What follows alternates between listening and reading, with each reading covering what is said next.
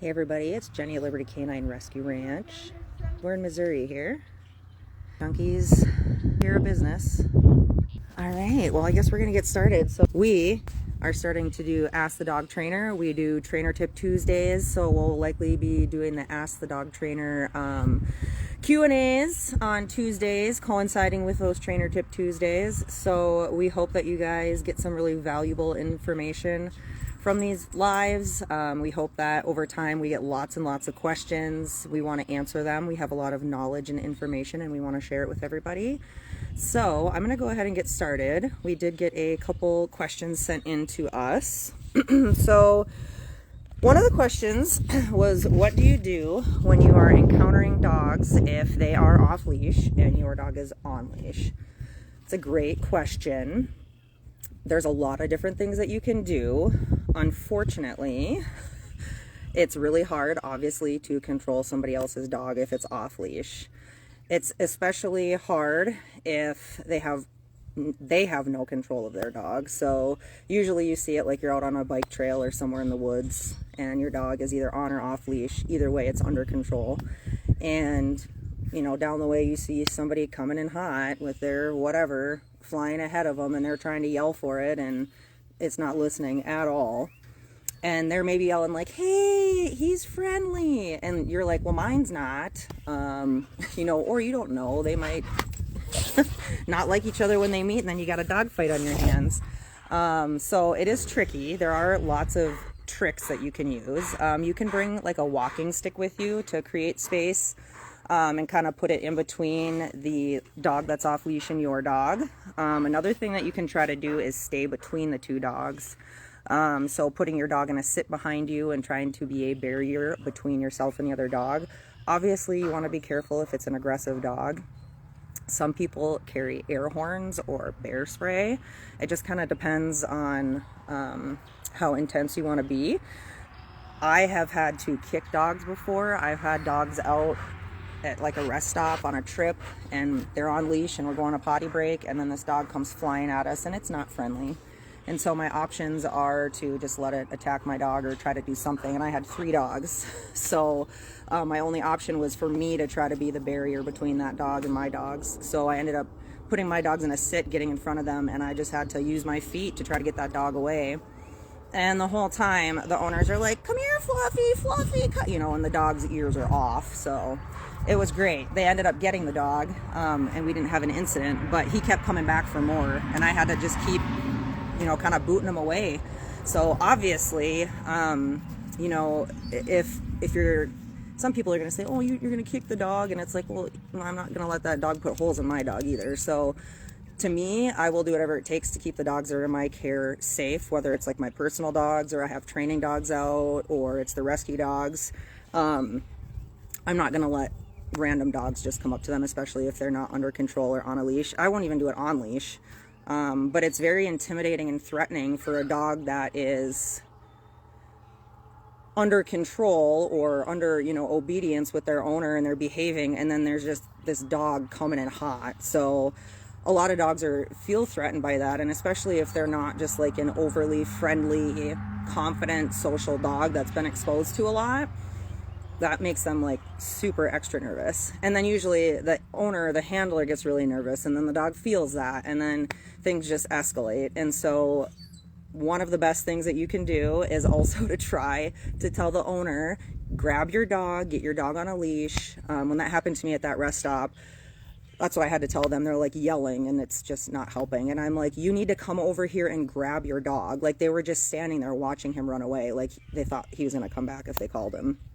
So I was like, you need to come over here and get your dog. You need to come here and get your dog.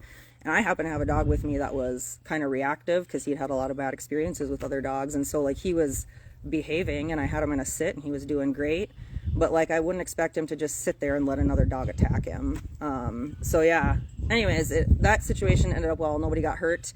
But I think those owners learned a lesson to have better equipment for their dog because he slipped out of his collar. So kind of sucks. But anyways, so back to the original question. What do you do when you encounter dogs off leash? So tell the owner to get their dogs. Like be super direct. Get your dog. You can even tell them my dog's not friendly. If they're like, oh, my dog is friendly, my dog is social, just tell them yours isn't. Like, even if my dog or the dog that I have is friendly and social, and the other one that's coming up looks like it's friendly and social, I still ain't letting that dog interact with my dog that I have, because I don't know it. And it might look friendly and social, but you don't know. And you don't know if it's an intact male, and then that's like a whole nother situation. And so anyways, I just try not to let it happen. You do whatever you have to do to keep your dog safe, basically. But bear spray, air horns, you can use a walking stick or a cane to try to create space if you have to. I've picked dogs up before, but you do have to be careful with that too, because if it's a dog that's not necessarily friendly and you pick your dog up, sometimes that makes the, I'll say, offending dog like escalate. So it makes the game more fun. So now I'm going to intensify my behavior, and I'm going to jump up and try to get the dog in your arms, and then you can get bit, and it just can be chaotic. So yeah, it's really crappy that people don't have control of their dogs. So if you're listening and that's you, call us for some training, because we can help you out with that. All right, we're going to go on to the next question. One of the other questions was, my sister has a 2-year-old heeler border collie pit bull mix, and he loves to play fetch. But he gets overly excited, and he just kind of sounds like he's chaotic, and he's barking. And so they want to know, what can they do to help curtail that overexcitability? So they said he generally listens pretty well to some obedience and some commands, but when he's that excited, again, like ears off, brain falls out, just like, oh, we're playing fetch. So it's kind of a loaded question, because there are some like simple tips I can give, like, hey, try this and this will help. However, this is my guess as to why this has started to happen, and we need to know why so that we can try to undo it. And this has been, I'm assuming, a process that has happened over time with this dog. It wasn't just instantly they took the ball out one time and the dog just lost its crap.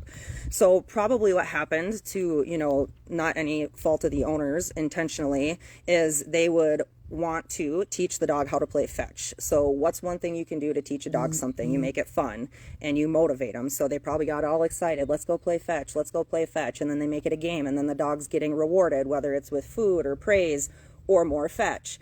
And so then over time, the dog starts to learn that the ball or the frisbee is a good thing. It's like when you take out the leash. Most dogs get excited because they're not stupid. They know what it means. And so this happens a lot of times too with dogs when you take out their leash, because people have said, do you want to go for a walk? Do you want to go? You know what I mean? And then you're just like creating chaos for the dogs. And so the more neutral we can be for our dogs that tend to get overly excitable, the better. So my sister is here, and she brought her dog Walter, and we're going through some of this stuff with her and him, and it's really cool because she's seeing the benefit in real time of what it's doing for Walter. So like, she used to do those things with him, like, oh yeah, you ready? And for whatever reason, Walter's temperament, he just can't handle that added excitement. It creates like chaos and anxiety in his brain, and he's just you know, and then he's spinning, and then he can't settle, and then, oh, I forgot, I have to go to the bathroom quick, so I'm gonna go to the bathroom after I just wound you all up. And now he's spinning circles at the door, like, are we going? And so there's some things that you can do immediately to help. However, it is going to be a little bit of a process, because to me it sounds like this was probably a learned or conditioned behavior. So you have to uncondition it, and that just takes time. So more repetitions of not making a big deal when we go outside and play fetch. The other thing that you can do is desensitize the dog to the fetch item. If it's a tennis ball, you're just gonna hold it and carry it around, put it in your pocket, and walk around the house for 2 hours, and you have to wait until the dog forgets about it. Dog might follow you around for 3 hours with the tennis ball in your hoodie pocket. The second that the dog forgets you have the ball, just take it out, put it on the counter. Sometimes take it outside and don't play fetch. And so you're just going to try to desensitize to the dog to the value of that fetch item. Another thing that you definitely want to do is when you are going to play fetch with the dog, don't help the dog get more excited. Sounds like this dog doesn't need any help getting excited. This dog's always on a 12 when it sees the ball, so like, we don't need to go to a 15. So if I was going to play fetch with this dog, I would have it be very structured and include very, very strict rules. So it's like not just a free-for-all, and the brain is doing this, you know, it's a high energy dog, it's probably super athletic, it's probably very conditioned by now with all this fetch, And so it's running and it's, and it's just amping up. And I don't know if there are rules, there might be, but I would incorporate commands like leave it, down stays in between repetitions, place stays, and I would only do it for a short period of time and then be done. Some people like to play fetch to wear their dogs out, but if you have a dog like this, you're just over conditioning your dog, and then you're making it harder and harder for the dog to get tired out. And then all of a sudden people are like, I could play fetch with my dog for 5 hours and it never gets tired. Well, you condition it to be an athlete because you were trying to tire it out physically. So basically what I'm getting to is add more mental stimulation to the game of fetch. So you're gonna interrupt the dog's overexcitability and make it go down for a second, engage your brain, think about what I'm asking you to do, down. Okay, now we're going to be in a down stay for 20 seconds. Now I'm going to release you and put the ball in my pocket, and we're going to walk around the yard and do something else for a few minutes. And then all of a sudden, when the dog is not paying attention, you're just going to take it out of your pocket and throw it. So you kind of want to desensitize the dog to the game and the fetch item. You want to incorporate obedience and mental stimulation to try to help like de-escalate the... I don't want to say we're trying to make it less fun for the dog, but to me, it honestly sounds like it's probably not that fun for the dog. It sounds like it's chaotic to me. Like, it might look like the dog's having fun, but up here it is just losing its crap for the ball. So I see that a lot in like super drivey dogs or sport dogs. Like, they just lose their minds over stuff, and like, it's not good for them to kind of be in that headspace. It's like your wheels are always just spinning. So those are just some things that I would do. But I also would suggest incorporating those things into that dog's life in other areas. I'm guessing that the dog probably has some of those tendencies in other areas other than just with fetch. So just trying to help that dog like learn to just like, hey, chill, like we don't need to always be on a 12, like we can be on an 8, or sometimes we can be on a 2. So just doing things to teach that dog to like settle and relax. Or at least be able to kind of like manage or contain their energy, or at least giving them another outlet with some mental stimulation to kind of help bring that need for that down. So, okay, looks like we have another question here. Ruby started being a little aggressive towards Rosie, wanted to be the top dog, put her collar on her, and she has mostly stopped and has been spayed also in that time. Will she be able to ever go without the collar and not have the aggression, which seems to be about me and Dave? By the way, when she's outside, she's all good, only in the house. Rosie was terrified of her and took 2 weeks to get her back to normal. Okay, so this is definitely, it sounds like a relationship issue to me.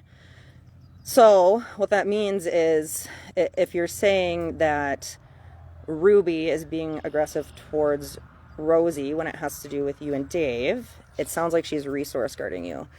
And when dogs are resource guarding their owners, it's almost always a relationship issue. And so basically in the dog's brain, it owns you.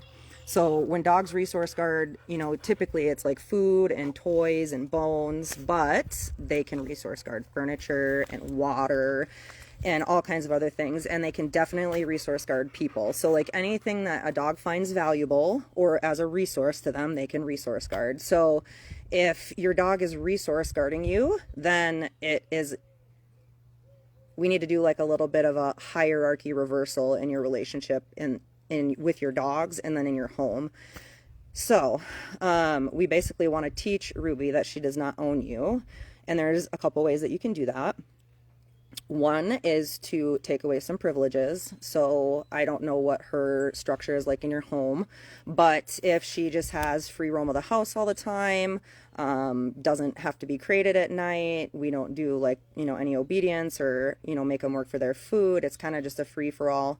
And if they get away with, bad behaviors and stuff, basically, it sounds to me like Ruby needs to be brought down a couple notches. She needs to be bossed around. She needs to be given things to do that are appropriate, like staying on a place bed or going for, a leash walk and make her do some healing. She needs more mental stimulation, and she also needs to be like bossed around. So like she needs to be told what to do, number one, to help her make good choices, and number two, so that she knows that you're the boss. It's just like with kids, we make kids do things, and that's how they know that we're the boss. So she definitely needs to have more leadership and structure, it sounds like. And then I also would remove privileges and see if that kind of helps. And I would also give her like crate time while Rosie is out, so that Rosie gets to like feel safe in her home too and not have to kind of always be on the lookout. So I don't necessarily think it has so much to do with the training equipment. I would go to definitely adjusting those things like in your relationship with her and then the structure in the home. So like, you know, not, I don't know if you free feed, but like, you know, structured feedings, make her earn her meals, put her on her place bed. You can do feeding the chickens and sprinkle her food around so she has to hunt for it. So just giving them more appropriate things to do for their brains, more structure, leadership, boundaries, expectations. Maybe amp up some obedience. We do share a program that one of my former Star Mark students, Danny De La Pena, develops called the 30-Day Reset. So if you want, you can send me a message with your email and I can email you that 30-day reset. It basically is a program that he uses for his board and train dogs when he sends them home. Because when dogs leave board and train programs, they have like super constant structure, lots of leadership and boundaries, lots of rules. Everything is very, very clear and consistent.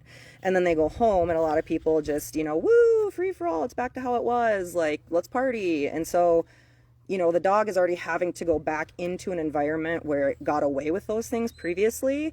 And then if you bring it home from such, you know, boot camp or whatever you want to call it, and then they go back into that environment, they're just going to struggle. And it's going to be really chaotic because the dog is not going to have set expectations right when it comes home from training. So anyways, he sends this 30-day reset program home with his board and train clients, and it basically is what I'm talking about. Like, it's very, very structured. Like, crate time, you know, alone time. Like, you don't need to be constantly giving them affection and stuff like that. So I hope that answered your question. And outside, so you said outside she's fine, but inside the house. So to me, that just says like it's another resource guarding issue. Like, she's like guarding space, guarding attention. It's also more confined. It's a smaller space than outside. So like if you guys are outside, there's way more space out here. It feels like less pressure, and also there's way more distractions. So she's probably also distracted by the smells and all the things that are going on versus being worried about guarding you guys. Okay.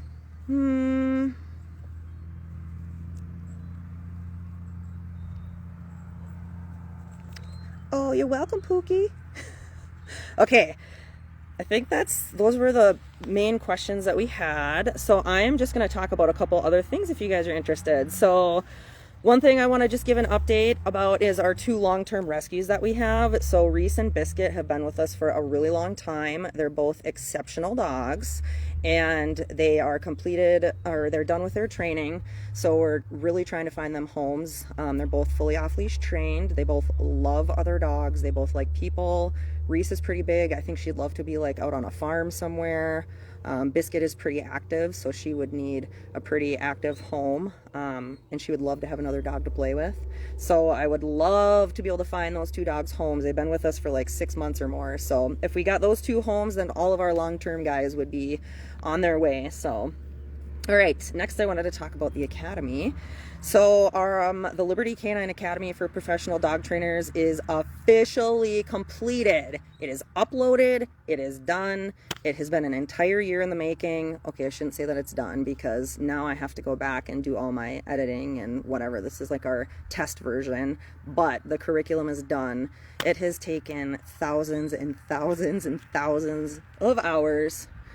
So really happy to have that done. I'm super proud of it. I had a lot of help from my friend and one of our other trainers, Carmen. She helped me a lot get that curriculum hammered out. So I appreciate that. But I'm really excited because I've been doing this for over 10 years and I feel like I have so much knowledge that I want to share with people, because I want people to be able to experience dog ownership how I do, because my dogs are so well behaved and they're so fulfilled.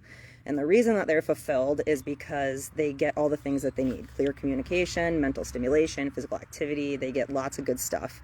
And so it's amazing owning dogs when they just listen to you, everything you say. They can go everywhere with you because they behave. I get so many comments like, oh my gosh, I'm not a dog person, but I love your dogs. And so I want people to be able to experience that. It's so fun. But I also know that there are so many people out there that struggle with issues with their dogs. And especially in the last, I'll say like 6 years, there has been like this just crazy massive increase in behavior problems in dogs. I think it started like during COVID. You know, we say COVID puppies and COVID dogs that had lack of socialization and caused all sorts of issues. Anyways, so it's just, and I think because there's a rise in mental health issues in people, we put our emotions on dogs and we baby them and we coddle them, and then it creates issues in them. And so, and people just don't know what dogs need to be successful, unfortunately. That's one reason that I started the puppy raising program, is I thought if people could let us start their puppies at least out on the right foot, the chances of developing issues later are much less likely. So anyways, I wanted to start this academy because I want people to be able to experience dog ownership like me. And then it's really cool to just see animals transform and be able to help them progress and stuff like that. So we currently have 2 spots left for the academy at promotional pricing before it goes up to its normal pricing. We are super excited that Fond du Lac Tribal and Community College has partnered with us to host our online program. So the academy starts with an online program. Like I said, it's through Fond du Lac. They host it for us. And once you successfully complete that, then you can enroll in our academy internship program. So you get, the first part of it is educational, it's online, and then the second part is like fully immersive, hands-on with our instructors and trainers on site. And we're also going to be having an option to do some of the hours virtually. So it'll be a super cool program. We're hoping in the future to be able to take VA benefits. So looking forward to working with lots of veterans in the academy. Really excited about that. We're also going to offer scholarships to disabled veterans and survivors of trauma. So we are really excited. We got lots of cool stuff going on. And then that kind of just goes hand in hand with the rescue program. So like our rescue is going to be supplying the dogs for our academy interns to train during their programs. And then those rescue dogs that are being trained are going to be going on to do like therapy work in schools and jails and stuff like that. So it's just kind of like a really cool model. So if you come to our academy and do the hands-on part, you might have a hand in helping train a therapy dog for like an elementary school or something like that. So currently I think we have 6 or 7 therapy dogs in training that are getting ready to certify. It's like our first crop of therapy dogs. So I'm super excited about that. We got a couple in schools. We got one that's going to be working in a church, in a jail, a couple maybe in some therapy offices. So there's all types of opportunities for working therapy dogs. So if you know of a facility or anybody that's looking for a potential therapy dog, that is something that we would love to help you with. We're hoping to make this like a nationwide program where eventually anybody across the country can apply for a therapy dog from us, and then we match them with a dog. One of our trainers takes the dog, whether it's, California or Texas, does training with the handlers and at the location with the dog, and then we are able to place working therapy dogs all over.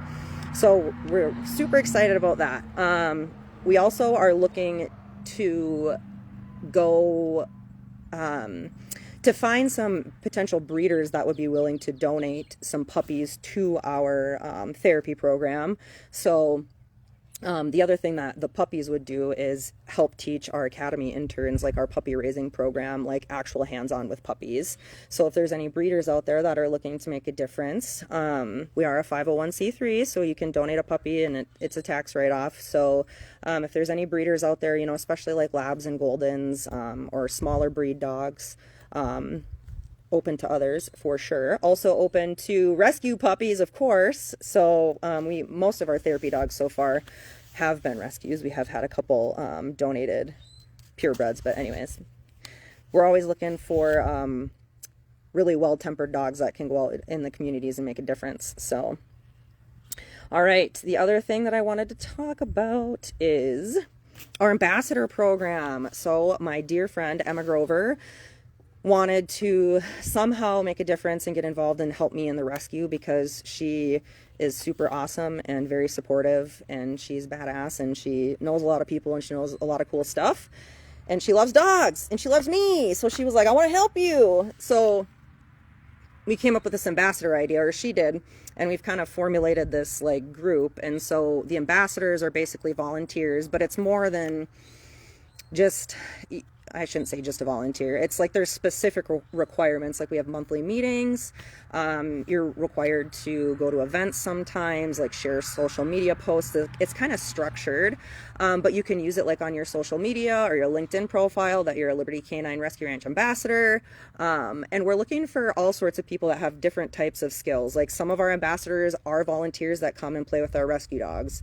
Some of our ambassadors are really good at social media and marketing. Some of our ambassadors are local and know a lot of people and can help us put on like fundraising events. So there's just all kinds of things that everybody has to offer. And if you think you have something that can help our mission and our rescue dogs, we'd love to hear from you. We do have somebody we're hoping that is going to be doing some grant writing for us. So that is going to be super helpful and amazing, because obviously what we do is very costly. And it's always obviously hard when you're a nonprofit and you're trying to make the bills, but we're getting there. And that's one thing we're hoping with the Academy too, is the Academy tuition goes to help fund the rescue. So if you enroll in our Academy, you're getting your education. It's awesome, all this learning, and then your tuition is going to help save more rescue dogs. So it's just like perpetually funding our rescue, which is super cool. We also offer our services under the rescue. So like if you want your dog trained by us, your training fee goes to funding the rescue. So everything that we do goes to fund the rescue. All right, let's see if we got any other questions here. Oh, thank you, Janae. You love our program. Nice to meet you.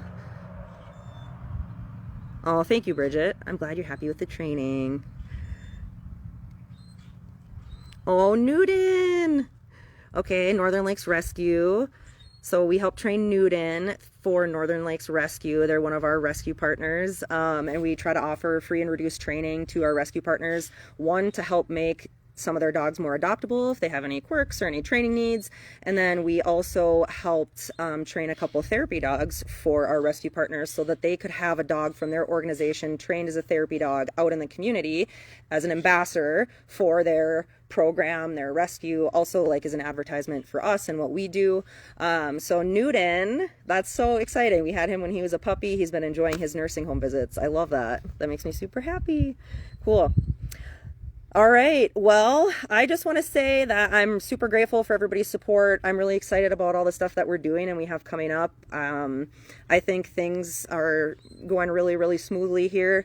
We have some really incredible dogs other than Reese and Biscuit, so check out our page, our Facebook page. At the top, it's always pinned the dogs that we have available with like a really short bio, their ID card. But then if you go on our website, our available dogs page, we have all of our dogs listed with bios. We like to do meet and greets, so get a hold of us. Also, if you're interested in learning about some training, like I said, that helps fund our rescue. So we love to offer our training services to the public. We've, trained thousands and thousands of dogs. And then in conjunction with just all that dog training stuff, I think the puppy raising program, starting this rescue, and then my horse training background has like really in the last 2 years just kind of unlocked some different type of level of understanding of animal behavior and training. And so I'm just incorporating all those things together. And I just love seeing the breakthroughs in the dogs and seeing happy owners. So anyways, I really want to help your dogs, and I want to help you, and I want to help you enjoy your dog. And everybody at Liberty Canine loves all your dogs. We love seeing them. We love when they're happy to come see us, and we enjoy taking care of them. So if anybody has any questions after this Q&A, you can go ahead and submit them for the next one. I'll just keep a running tally. We'll probably try to do 2 a month. So again, please submit your questions. I want you guys to give me some tricky ones. Try to confuse me, trip me up, see if there's something I don't know. Just kidding, there's lots of stuff I don't know, but I do know a thing or two. So anyways, I hope you guys enjoyed this. We'll see you next time.